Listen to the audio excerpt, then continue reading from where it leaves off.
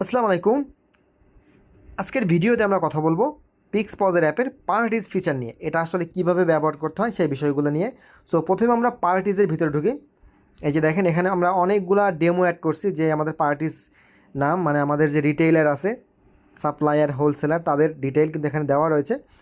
So এগুলো সবগুলোই demo account. আপনি যখন প্রথমবারের মতো এখানে লগ ইন করে অ্যাকাউন্ট করবেন, এগুলো আপনার থাকবে না। আপনার এখানে প্লিজ অ্যাড এ কাস্টমারে ক্লিক করে নতুন করে কাস্টমার অ্যাড করতে হবে। যেমন আমরা এখানে একটা কাস্টমার অ্যাড করব। এই যেটা নাম্বার দিলাম, কাস্টমারের নাম দিলাম আমি হাসান। আচ্ছা, এইখানে যে ব্যাপারটা আছে সেটা কিন্তু খুবই ইম্পর্ট্যান্ট। যেমন এখানে যদি আপনি কাস্টমার সিলেক্ট করে রাখেন, সে আপনার রেগুলার কাস্টমার হবে। রিটেইলারও সেম একই জিনিস, বাট আপনি যদি ডিলারে ক্লিক করেন তখন সে আপনার ডিলার যে অ্যাকাউন্ট ম্যানেজমেন্ট সিস্টেম আছে সেখানে চলে যাবে। হোলসেলার সিলেক্ট করলে হোলসেলে যাবে, এবং সাপ্লায়ার সিলেক্ট করলে সাপ্লায়ার আসবে, অর্থাৎ আপনি যার কাছ থেকে প্রোডাক্ট কিনেন। আর এছাড়া আপনি চাইলে এখান থেকে ছবি অ্যাড করতে পারবেন, তার ইমেইল অ্যাড করতে পারবেন, অ্যাড্রেস অ্যাড করতে পারবেন, এবং তার কাছে যদি পূর্বের কোনো বকেয়া থাকে আপনি সেটাও অ্যাড করতে পারবেন। সাপোজ আমি কাস্টমার হিসেবেই একটা অ্যাড করে দেখাই, এবং কাস্টমার হিসাবে অ্যাড করার সময় আপনি কিন্তু তাকে শুধুমাত্র আপনি সেল করার জায়গাটাই দেখতে পারবেন, কেননা সে হলো আপনার কাস্টমার, আপনি তার কাছে সেল করবেন। আবার যদি আপনি সাপ্লাই হিসেবে অ্যাড করেন, তখন তাকে আপনি যখন প্রোডাক্ট কোনো স্টক করতে চাবেন অথবা নতুন করে পারচেস করে প্রোডাক্টের যুক্ত করতে চাবেন আপনার সিস্টেমে, তখন আপনি পারচেসে মানে সাপ্লায়ারে সেই জিনিসটা অ্যাড করবেন। সো আমি কাস্টমার হিসেবে অ্যাড করে আপনাদের প্রথমে একটা দেখাই।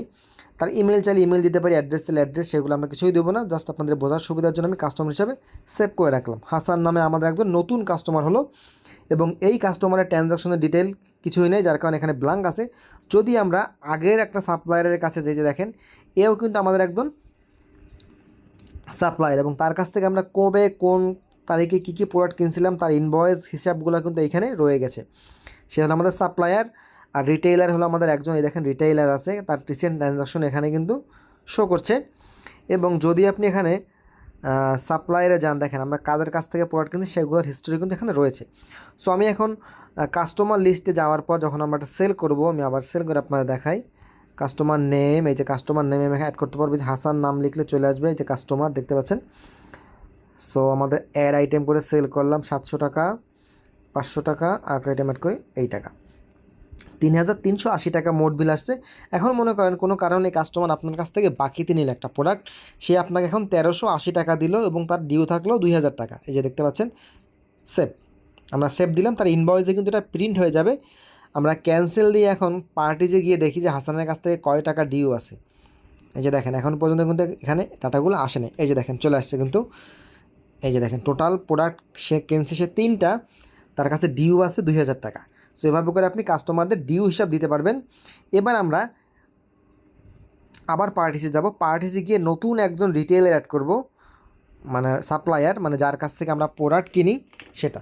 মনে করেন সাপোজ আমরা একটা রিটেলার অ্যাড করব, মানে সাপ্লায়ার অ্যাড করব যার কাছ থেকে আপনি প্রোডাক্ট কিনবেন পাইকারি রেটে।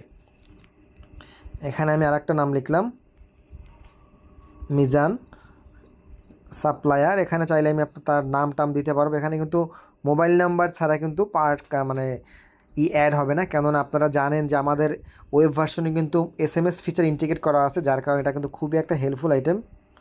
আপনি কাস্টমারদের বা রিটেইলারদেরকে SMS করতে পারবেন।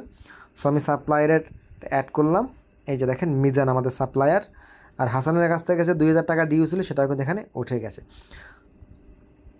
সো আপনারা বুঝতে পারলেন যে কীভাবে আমরা এই জিনিসটা করব। সো পরবর্তী ভিডিওতে আমরা দেখাবো যে কিভাবে আমরা এই যে মিজানের কাছ থেকে প্রোডাক্ট কিনে স্টক ইনক্রিজ করব। সে পর্যন্ত সবাই ভালো থাকুন, আল্লাহ হাফেজ।